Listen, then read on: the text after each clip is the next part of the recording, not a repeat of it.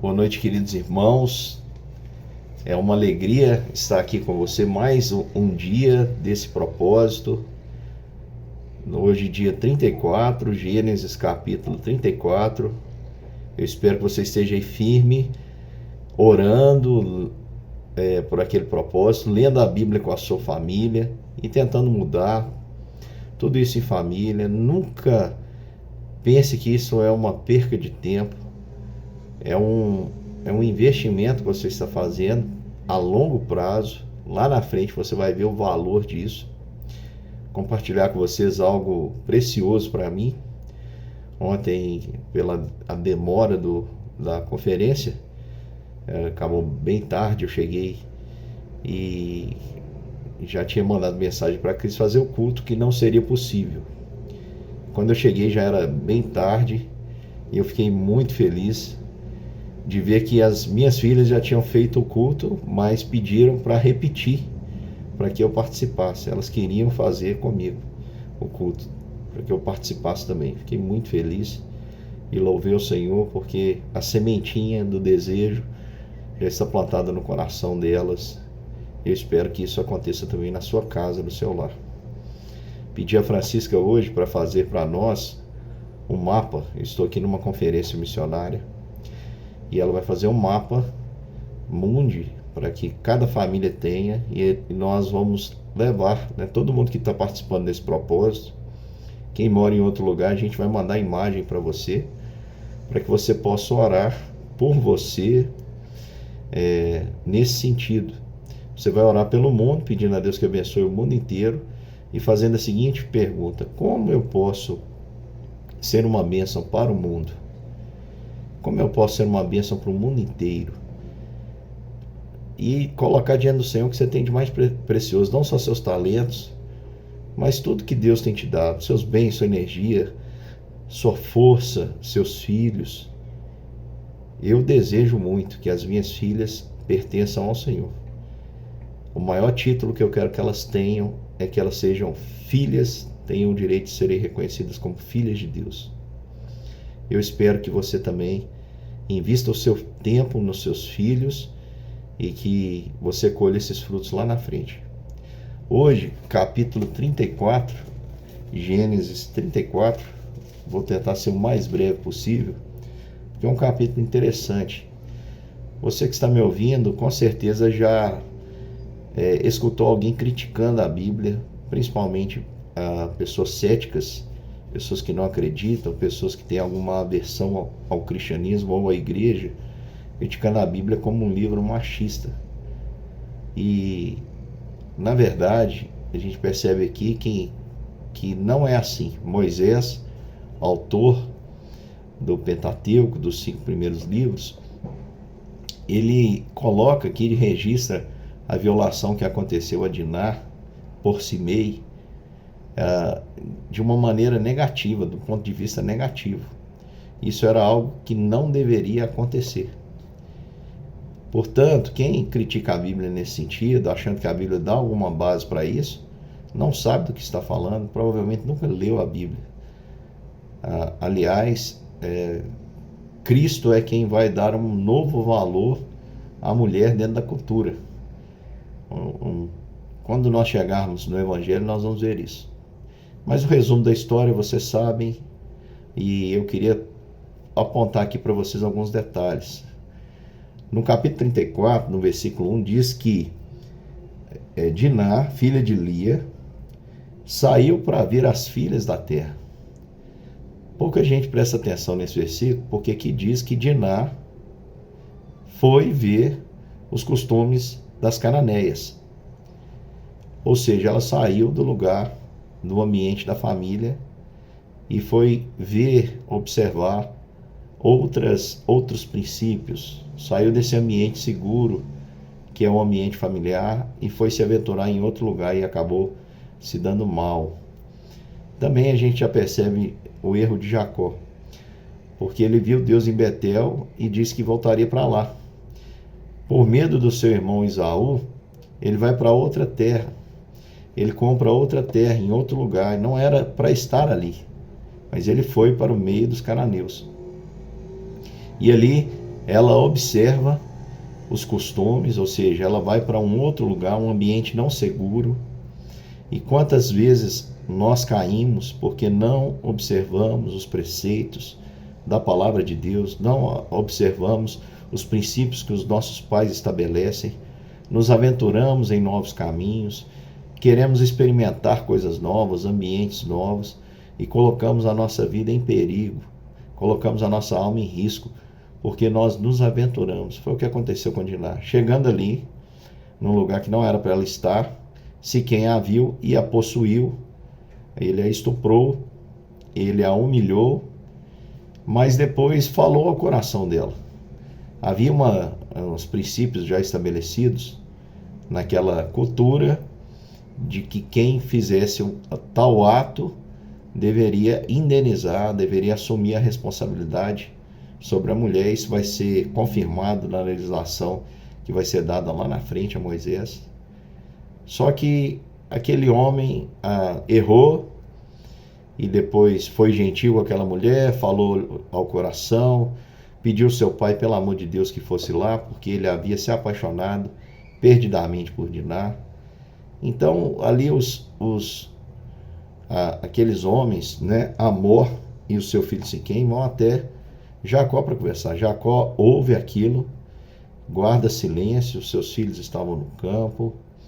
É uma coisa muito clara na Bíblia que Jacó tem predileção por uma esposa e pelos seus filhos. No capítulo passado ele coloca Lia e os filhos na frente, ele vai atrás, Raquel e os filhos atrás dele. A monogamia é o princípio de Deus por causa disso, irmãos. Não dá para servir a dois senhores nem a duas senhoras.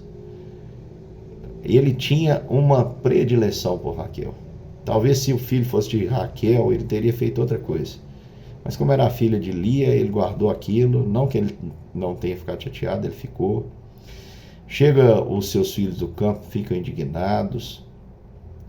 E aí eles fazem uma proposta ali, Amor faz uma proposta dizendo: olha, vamos ser parentes, habitem na terra que vocês quiserem, né? Lembrando que Jacó chegou ali comprando uma terra, agora eles dizem: pega o que você quiser, vocês vão poder tomar as nossas filhas, nós vamos tomar as suas, vamos ser um só povo.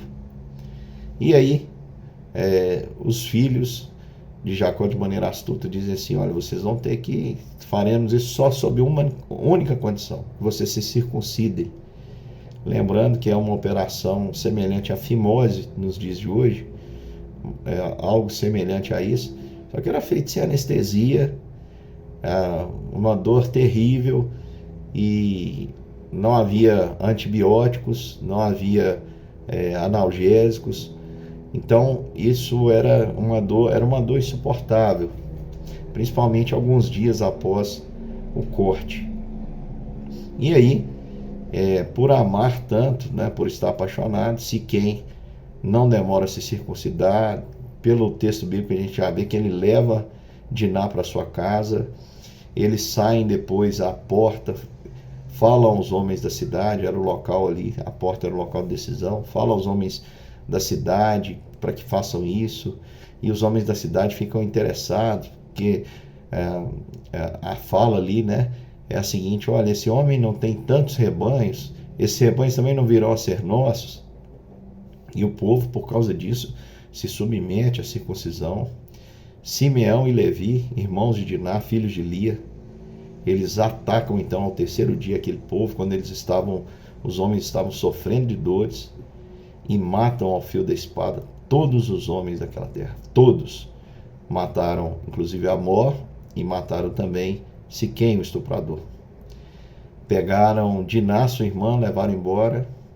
Tudo indica que só Simeão e Levi participaram desse ato de matar, mas depois vieram os outros filhos de Jacó e saquearam, passaram por cima dos mortos e saquearam.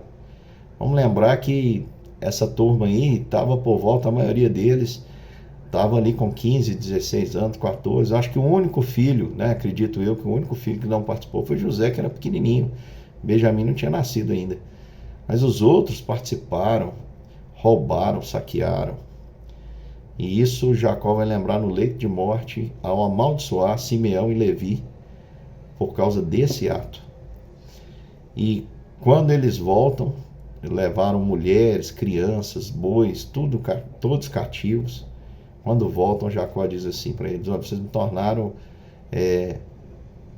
odiosos diante desses outros povos, porque os outros povos vão vir se vingar. Portanto, Jacó tem que sair agora dessa região e mudar-se dali. A gente percebe que Jacó, hora nenhuma, lamenta por Diná, ele está só preocupado com o seu conforto. O que a gente aprende nesse capítulo? A gente aprende muito, e eu estou utilizando aqui uma meditação que certa vez eu ouvi, um estudo, bíblico, pelo reverendo Augusto Nicodemos, ele falando sobre a depravação humana, utilizando esse capítulo. Ele diz assim: nessa história aqui não tem nenhum justo. Diná fez o que não devia, foi para um ambiente que ela não devia estar. Se quem violou aquela mulher, coisa que não se faz, é algo gravíssimo, algo que na lei vai ter um peso enorme. Não é assim que se procede. Então a Bíblia condena isso. Nós vamos ter os filhos de Jacó, Simeão e Levi, agindo por si mesmos, trazendo espada, passando aqueles homens ao fio da espada. E o erro deles está nisso aí, porque houve ali a intenção de indenizar e foi aceito o acordo. Palavra dada não se volta atrás. O cristão, ele precisa ser reconhecido pelo valor da sua palavra. Meu irmão, a sua palavra, ela tem que valer muito mais do que qualquer garantia sua. Se você está me ouvindo aqui, você é considerado uma pessoa sem palavra, você não é cristão. O cristão, a palavra dele é sim, sim, ou não, não. Mas e se isso significar um prejuízo? Não tem problema. Pensasse. Se você deu sua palavra, você tem que cumprir. E se você não cumprir, Deus vela por isso. Portanto, a gente precisa pensar muito, muito mesmo antes de falar. E o nosso compromisso, a nossa palavra, tem que ser honrada. Simeão e Levi despertaram a ira de Deus porque eles não eram obrigados a aceitar, mas tendo aceitado, agiram com engano, e Deus não suporta isso. Deus odeia a mentira. O pai da mentira é Satanás. E eles então vão lá violar, porque até então aqueles homens erraram, mas naquela circunstância ali eles procuraram. Jacó poderia ter tido uma reação e falar: olha, nada disso, nós vamos matar vocês e tudo. Mas já aceitaram. Então eles não agiram com lealdade, foram desleais, E isso irou tanto a Jacó quanto ao Senhor. Os outros filhos se aproveitaram da desgraça, da morte dos outros, e foram gananciosos, como muita gente aproveita quando o outro está caído, para sugar ainda mais. Quantas pessoas estão numa situação difícil e vem alguém querendo tirar proveito dela, querendo tirar proveito. Para com isso, meu irmão. Tudo que você pensa dessa forma não procede de Deus. Se você pensa em adquirir algo dessa forma, você, meu irmão, não está agindo como um cristão. Não se aproveite da desgraça alheia. Não torça o direito da viúva, do pobre. Cuidado. Deus é o defensor de todos eles. E por fim, Jacó, que pensou só em si mesmo. Lamentou sobre a sua filha. Ou seja, nesse texto, a depravação humana está escancarada. Todos pecaram e precisam de Deus. É igual a sua casa. Quando você olha para o lado, você vê que seu filho tem um defeito, seu esposo tem outro, a sua esposa tem outro. Tem coisas que precisam ser mudadas porque nós somos pecadores. Nós precisamos da graça e da misericórdia de Deus. Se não fosse a graça e a misericórdia de Deus, nós estaríamos perdidos. Nós estaríamos perdidos. E é um texto também que fala sobre a graça, porque lá na frente, quem é que Deus vai escolher como uma nação separada por Ele para ser uma tribo que vai cuidar exclusivamente das coisas do Senhor? A tribo de Levi. Deus, na sua graça, vai escolher quem não merece. É assim que ele faz comigo, é assim que ele faz com você. Portanto, meu querido irmão, evite as coisas que nós meditamos aqui. Evite ambientes que vão te levar a pecar. Tem muita coisa que a gente diz que não tem nada a ver, mas é porque não tem nada a ver com Deus. Evite. É uma musiquinha que você deixa aqui, que tem uma distorção de um pequeno valor que daqui a pouco vai estar causando uma queda na sua casa. É um ambiente que você não deveria. É algo que às vezes não é pecado em si, mas é impuro, vai te levar para um ambiente de pecado. Evita isso. Não deturpe o seu irmão, a sua irmã. Sejam seus olhos santos. Olhe para as pessoas com pureza. A gente sabe que isso é um desafio, não pecar com os olhos, mas tente isso, porque todo pecado começa nos olhos e termina na prática. Davi, quando caiu com Batseba, ele caiu antes de cair e começou a pecar pelos olhos. Eva pecou primeiro porque viu o fruto, depois comeu. Não seja desonrado com as suas palavras. Se você prometeu, cumpra. Se você aceitou um acordo, mesmo que você não pensou direito e você está tomando um prejuízo, você é obrigado a aceitar, porque você deu a sua palavra. A palavra do cristão tem que valer. Tem que valer. A gente tem que pensar antes de decidir. Decidiu, não volte atrás. Não aproveite da desgraça dos outros. Não seja um ajuntador de despojos. Não se aproveite de uma situação difícil. Tem tanta gente que quer ganhar em situações difíceis. Sabe que a pessoa está no aperto. Vou dar um exemplo aqui da agiotagem, né? Sabe que a pessoa está no aperto financeiro. Vai lá e oferece algo que não vai ajudar a pessoa, vai afundá-la ainda mais. Misericórdia. Misericórdia. Não seja assim, meu irmão. E por fim, pense nos outros. Você que é um pai de família, você é obrigado a pensar em primeiro lugar no bem-estar do seu filho. Jacó pecou por sua omissão. Nós não vemos nenhuma fala de Jacó recriminando aqueles homens por causa do que havia acontecido com a sua filha. Era hora dele ter ficado bravo como pai e ter discutido com aquele homem e não ter aceitado essa situação com tanta passividade. E isso mostra uma predileção dele por filhos e por outros não. Isso vai causar mais conflitos. Tudo isso Moisés está mostrando, escrevendo. Por que ele registrou essa história? Para mostrar quem eram os descendentes de Jacó. É um povo ruim. É pela graça de Deus, irmãos, que nós vamos ser salvos. Eles fizeram isso a Siquém, daqui a pouco vocês vão ver o que eles vão fazer ao seu irmão José. Nós vamos parar por aqui, que já ficou grande demais o texto, a explicação. Desejo a você um ótimo final de semana, um bom domingo na presença do Senhor, um beijo no seu coração e que nós continuemos juntos nesse propósito. Fique com Deus e até amanhã.